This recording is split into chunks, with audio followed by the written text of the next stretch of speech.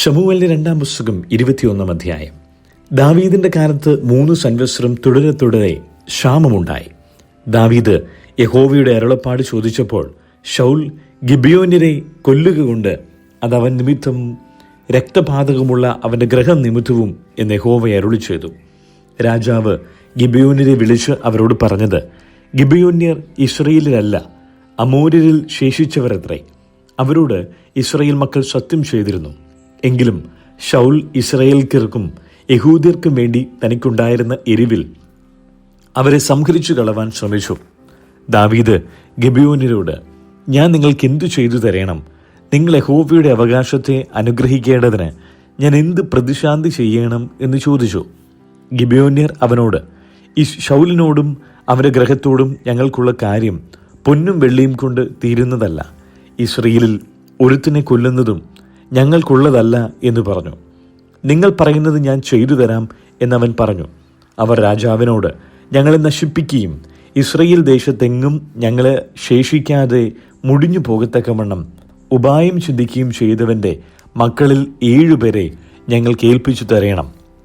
ഞങ്ങൾ അവരെ യഹോവയുടെ വൃതനായ ശൗലിന്റെ ഗിബയിൽ യഹോവയ്ക്ക് തൂക്കിക്കളയും എന്നുത്തരം പറഞ്ഞു. ഞാൻ അവരെ തരാമെന്ന് രാജാവ് പറഞ്ഞു. എന്നാൽ ദാവീദും ശൗലിന്റെ മകനായ യോനാഥാനും തമ്മിൽ യഹോവയുടെ നാമത്തിൽ ചെയ്ത സത്യനിമിത്തം രാജാവ് ശൗലിന്റെ മകനായ യോനാഥാന്റെ മകൻ മെബീബോശത്തിനെ ഒഴിച്ചു. അയ്യാവിന്റെ മകൻ റിസ്പ ശൗലിന് പ്രസവിച്ച് 2 പുത്രന്മാരായ അർമോനിയെയും മെബീബോശത്തിനെയും ശൗലിന്റെ മകളായ മേരബ് മെഹോലാത്യൻ ബർസില്ലായുടെ മകനായ അദ്രിയേലിന് പ്രസവിച്ച 5 പുത്രന്മാരെയും രാജാവ് പിടിച്ച് ഗിബിയോന്യരുടെ കയ്യിൽ ഏൽപ്പിച്ചു.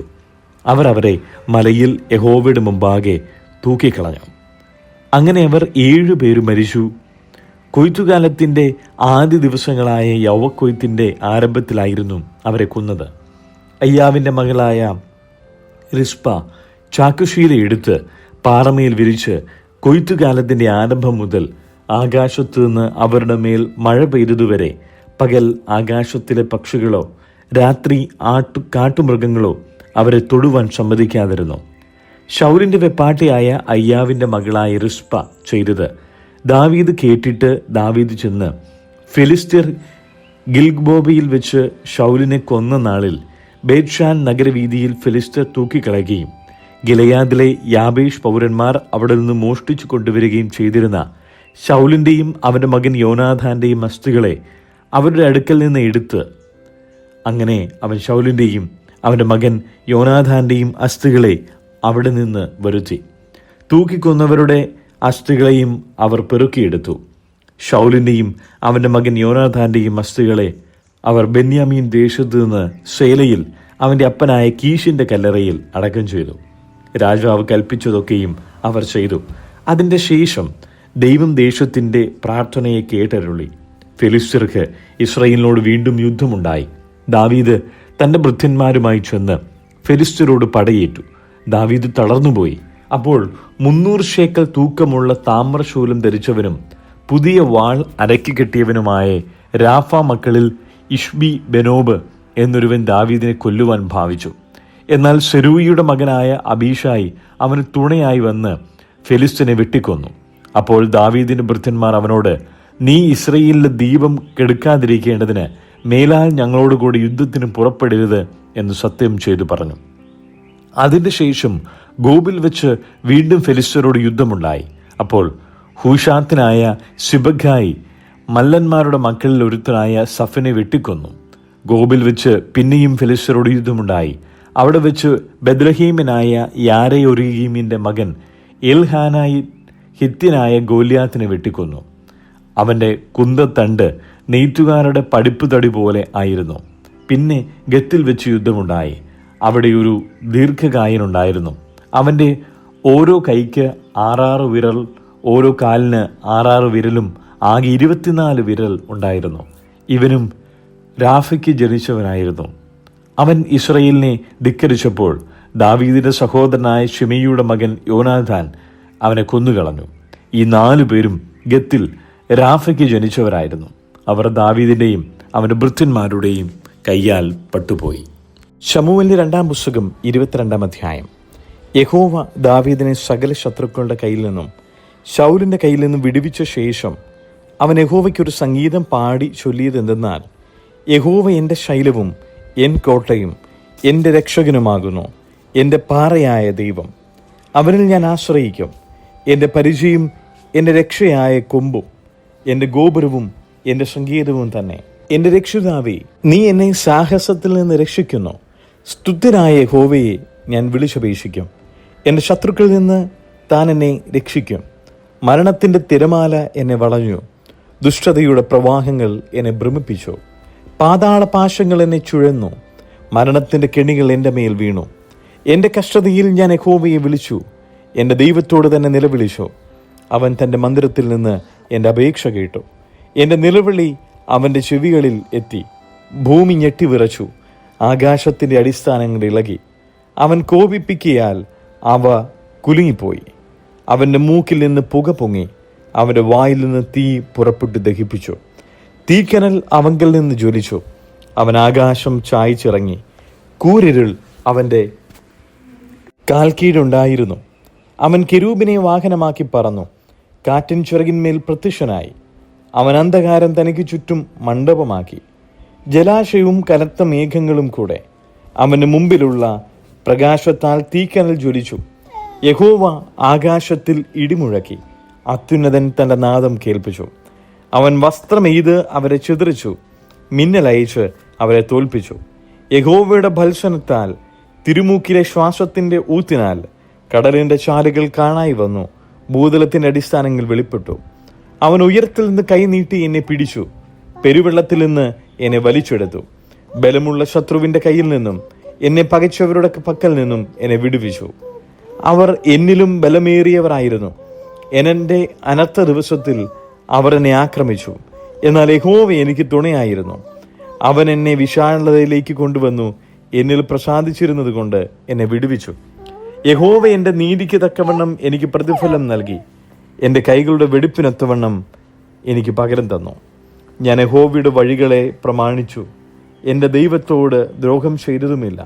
അവൻ്റെ വിധികളൊക്കെയും എൻ്റെ മുമ്പിലുണ്ട്. അവൻ്റെ ചട്ടങ്ങൾ ഞാൻ വിട്ട് നടന്നിട്ടുമില്ല. ഞാൻ അവൻ്റെ മുമ്പാകെ നിഷ്കളങ്കനായിരുന്നു, അകൃത്യം ചെയ്യാതെ എന്നെ തന്നെ കാത്തു. യഹോവ എൻ്റെ നീതിക്ക് തക്കവണ്ണവും എൻ്റെ കാഴ്ചയിൽ എൻ്റെ നിർമ്മലയ്ക്കൊത്തവണ്ണവും എനിക്ക് പകരം നൽകി. ദയാലുവോട് നീ ദയാലുവാകുന്നു, നിഷ്കളങ്കനോട് നീ നിഷ്കളങ്കൻ. നിർമ്മലനോട് നീ നിർമ്മലനാകുന്നു, വക്രനോട് നീ വക്രത കാണിക്കുന്നു. എളിയ ജനത്തെ നീ രക്ഷിക്കും, നിഗളിച്ചു നടക്കുന്നവരെ താഴ്ത്തേണ്ടതിന് നീ ദൃഷ്ടി വയ്ക്കുന്നു. യഹോവേ, നീ എൻ്റെ ദീപമാകുന്നു. യഹോവ എൻ്റെ അന്ധകാരത്തെ പ്രകാശമാക്കും. നിന്നാൽ ഞാൻ പടക്കൂട്ടത്തിന് നേരെ പാഞ്ഞു ചെല്ലും. എൻ്റെ ദൈവത്താൽ ഞാൻ മതിൽ ചാടിക്കടക്കും. ദൈവത്തിൻ്റെ വഴി തികവുള്ളത്, യഹോവയുടെ വചനം ഊതിക്കഴിച്ചത്. തന്നെ ശരണമാക്കുന്ന ഏവർക്കും അവൻ പരിചയമാകുന്നു. യഹോവയല്ലാതെ ദൈവം ആരുള്ളൂ? നമ്മുടെ ദൈവം ഒഴികെ പാറയാരുള്ളൂ? ദൈവം എൻ്റെ ഉറപ്പുള്ള കോട്ട, നിഷ്കളങ്കനെ അവൻ വഴി നടത്തുന്നു. അവൻ എൻ്റെ കാലുകളെ മാൻപേടക്കാൽക്ക് തുല്യമാക്കി, എൻ്റെ ഗിരികളിൽ എന്നെ നിൽക്കുമാറാക്കുന്നു. അവൻ്റെ കൈകൾക്ക് യുദ്ധാഭ്യാസം വരുത്തുന്നു, എൻ്റെ ഭുജങ്ങൾ താമ്രചാപം കുലയ്ക്കുന്നു. നിന്റെ രക്ഷ എന്ന പരിചയെ നീ എനിക്ക് തന്നിരിക്കുന്നു, നിന്റെ സൗമ്യത എന്നെ വലിയവനാക്കിയിരിക്കുന്നു. ഞാൻ കാലടി വയ്ക്കേണ്ടതിന് നീ വിശാലത വരുത്തി, എൻ്റെ നരിയാണികൾ വഴുതിപ്പോയതുമില്ല.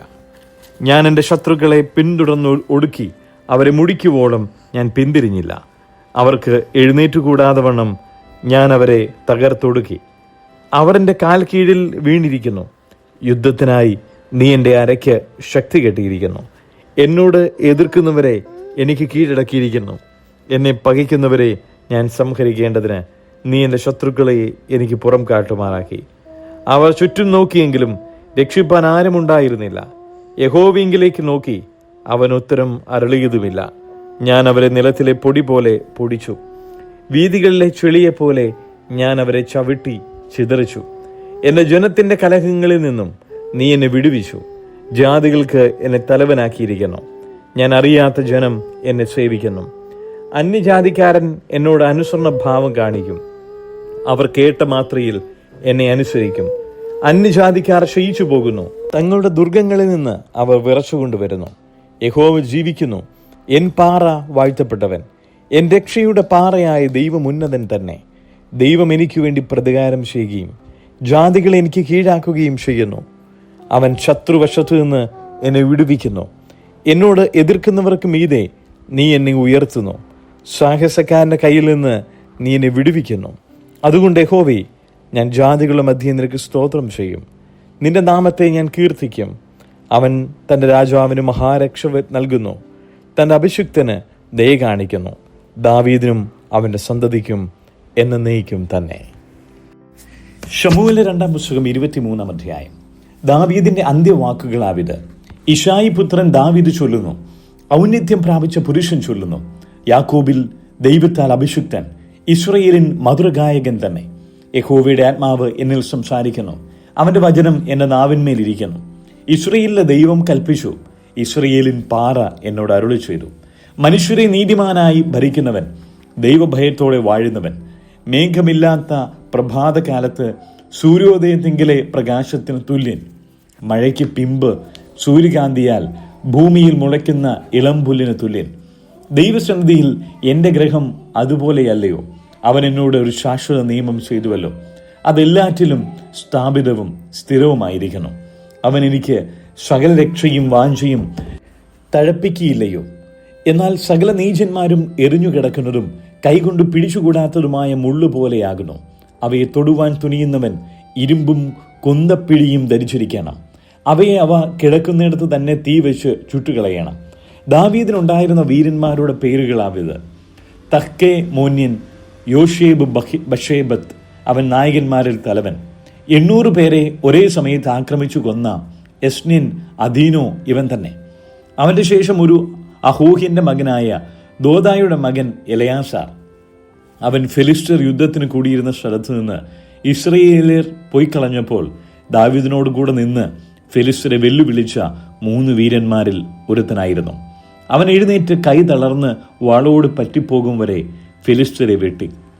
അന്ന് യഹോവ വലിയൊരു ജയം നൽകി. കൊള്ളയിടുവാൻ മാത്രമേ പടജനം അവന്റെ അടുക്കൽ മടങ്ങി വന്നുള്ളൂ.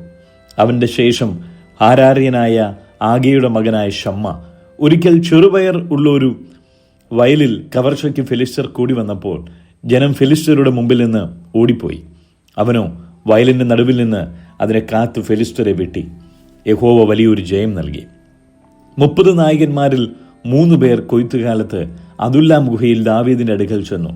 ഫെലിസ്ത്യരുടെ സൈന്യം രഫായിം താഴ്വരയിൽ പാളയമിറങ്ങിയിരുന്നു. അന്ന് ദാവീദ് ദുർഗത്തിലായിരുന്നു. ഫെലിസ്ത്യർക്ക് ബെത്ലഹേമിൽ അക്കാലത്തൊരു കാവൽ പട്ടാളം ഉണ്ടായിരുന്നു. ബെത്ലഹേം പട്ടണവാതിൽക്കലെ കിണറ്റിൽ നിന്ന് വെള്ളം എനിക്ക് കുടിപ്പാൻ ആർ കൊണ്ടുവന്ന് തരും എന്ന് ദാവീദ് ആർത്തിപൂണ്ട് പറഞ്ഞു. അപ്പോൾ ആ 3 വീരന്മാരും ഫെലിസ്ത്യരുടെ പാളയത്തിൽ കൂടി കടന്നു ചെന്ന് ബെത്ലഹേം പട്ടണവാതിൽക്കലെ കിണറ്റിൽ നിന്ന് വെള്ളം കോരി ദാവീദിന്റെ അടുക്കൽ കൊണ്ടുവന്നു. അവനോ അത് കുടിപ്പാൻ മനസ്സില്ലാതെ യഹോവയ്ക്ക് നിവേദിച്ചു ഒഴിച്ചു. യഹോവേ, ഞങ്ങളുടെ പ്രാണനെ ഉപേക്ഷിച്ചു പോയ പുരുഷന്മാരുടെ രക്തം ഞാൻ കുടിക്കുകയോ? ഇത് ചെയ്യുവാൻ എനിക്ക് സംഗതി വരരുതേ എന്ന് പറഞ്ഞ് അത് കുടിപ്പാൻ അവന് മനസ്സില്ലായിരുന്നു. ഇതായിരുന്നു ഈ 3 വീരന്മാർ ചെയ്തത്. യോവാബിന്റെ സഹോദരനും സെരൂയയുടെ മകനുമായ അബീഷായി 3 പേരിൽ തലവനായിരുന്നു. അവൻ തന്റെ കുന്തത്തെ 300 പേരുടെ നേരെ ഓങ്ങി അവരെ കൊന്നു. അതുകൊണ്ട് അവൻ 3 വെച്ച് കീർത്തി പ്രാപിച്ചു. അവൻ 3 മാനമേറിയവനായിരുന്നു. അവർക്ക് തലവനായി തീർന്നു. എന്നാൽ അവൻ മറ്റേ 3 വരികയില്ല. കബ്ഷേലിൽ ഒരു പരാക്രമശാലിയുടെ മകനായ യഹോയാദയുടെ മകൻ ബെനായാവും വീര്യപ്രവർത്തികൾ ചെയ്ത് അവൻ മോവാബിലെ അരിയേലിന്റെ 2 പുത്രന്മാരെ സംഹരിച്ചതുമല്ലാതെ ഹിമകാലത്ത് ഒരു ഗുഹയിൽ ചെന്ന് ഒരു സിംഹത്തെയും കൊന്നുകളഞ്ഞു. അവൻ കോമളനായ ഒരു മിസ്രയീമിനെയും സംഹരിച്ചു. മിസ്രയീമിന്റെ കയ്യിൽ ഒരു കുന്തമുണ്ടായിരുന്നു. അവനോ ആ ഒരു വടി കൊണ്ടും അവന്റെ അടുക്കൽ ചെന്ന് മിസ്രയീമിന്റെ കയ്യിൽ നിന്ന് കുന്തം പിടിച്ചു പറിച്ച് കുന്തം കൊണ്ട് അവനെ കൊന്നു. ഇത് യഹോയാദയുടെ മകനായ ബെനയാവ് ചെയ്തു. 3 വീരന്മാരിൽ കീർത്തി പ്രാപിച്ചു. അവൻ 30 പേരിൽ മാനമേറിയവൻ എങ്കിലും മറ്റേ 3 പേരോളം വരികയില്ല. ദാവീദ് അവനെ അകമ്പടി നായകനാക്കി. യോവാബിന്റെ സഹോദരനായ അസാഹേൽ 30 പേരിൽ ഒരുത്തനായിരുന്നു.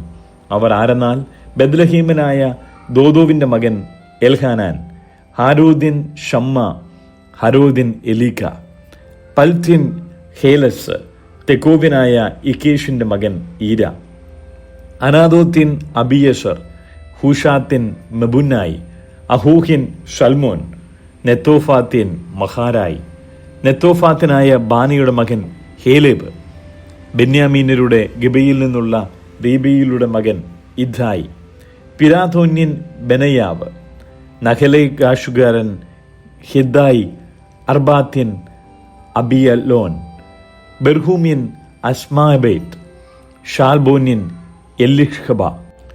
യാഷയുടെ പുത്രന്മാർ യോനാദാൻ, ഹരായൻ ഷമ്മ, അരായനായ ഷാരാരിന്റെ മകൻ അഹീരാം, മാഖാത്തിന്റെ മകനായ അഖ്ബായിയുടെ മകൻ എലീഫെലേറ്റ്, ഹീലോന്യനായ അഹീദോഫലിന്റെ മകൻ എലിയാം, അർമീലിൻ ഹെസ്രോ, അർബ്യൻ പാറായി, ശോഭക്കാരനായ നാഥാന്റെ മകൻ ഇഗാൽ, ഗാദ്യൻ ബാനി, ബെരൂയിയുടെ മകനായ യോവാബിന്റെ ആയുധവാഹകന്മാരായ അമ്മോന്യൻ ഷേലേക്ക്, ബെരൂത്യൻ നഹരായി, ഇത്രിയൻ ഈര, ഇത്രിയൻ ഗാരേബ്, ഹിത്തിൻ ഊരിയാവ് എന്നിങ്ങനെ ആകെ 37 പേർ.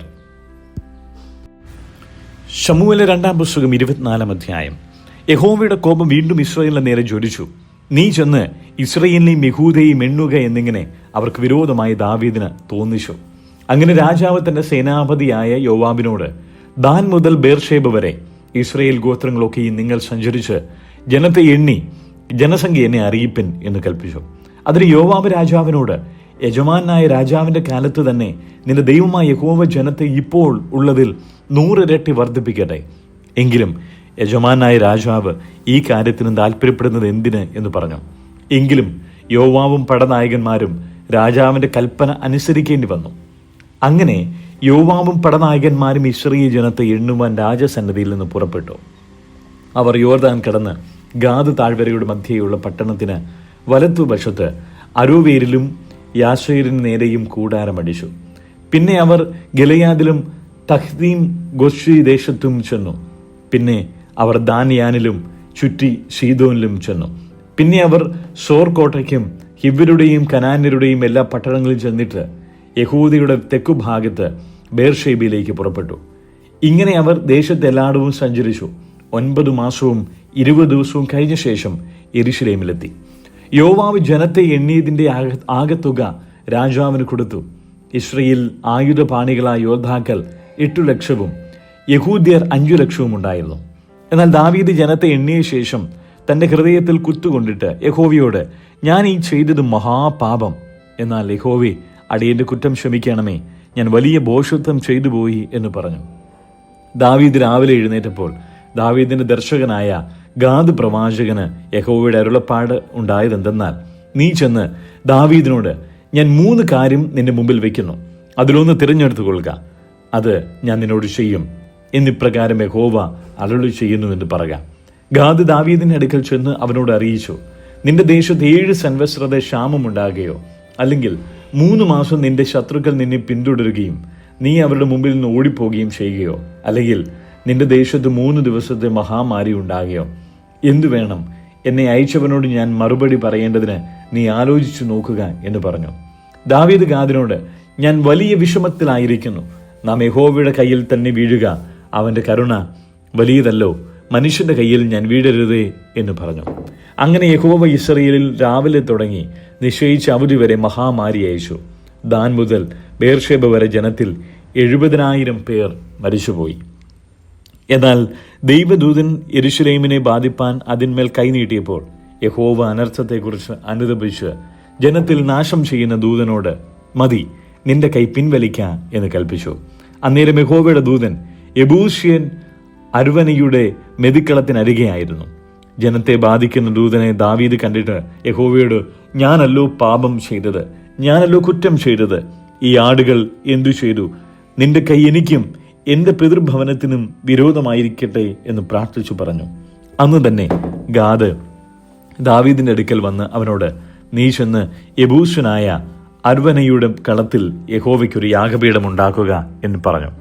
യഹോവയുടെ കൽപ്പന പ്രകാരം ഗാദ് പറഞ്ഞതുപോലെ ദാവീദ് അവിടേക്ക് ചെന്നു.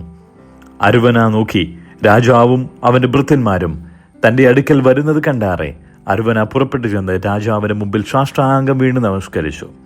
യജമാനായ രാജാവ് അടിയന്റെ അടുക്കൽ വരുന്നത് എന്ത് എന്ന് അരുവാന ചോദിച്ചതിന് ദാവീദ്, ബാധ ജനത്തെ വിട്ടുമാറുവാൻ തക്കവണ്ണം യഹോവയ്ക്കൊരു യാഗപീഠം പണിയേണ്ടതിന് ഈ കളം നിന്നോട് വിലയ്ക്ക് വാങ്ങുവാൻ തന്നെ എന്ന് പറഞ്ഞു. അരുവന ദാവീദിനോട്, യജമാനായ രാജാവിന് ബോധിച്ചത് എടുത്ത് യാഗം കഴിച്ചാലും ഹോമയാഗത്തിന് കാളകളും വിറകിന് മെതിവണ്ടികളും കാളക്കോപ്പുകളും ഇതാ. രാജാവേ, ഇതൊക്കെയും അരുവന രാജാവിന് തരുന്നു എന്നും പറഞ്ഞു. നിന്റെ ദൈവമായ യഹോവ നിന്നിൽ പ്രസാദിക്കുമാറാകട്ടെ എന്നും അരുവന രാജാവിനോട് പറഞ്ഞു.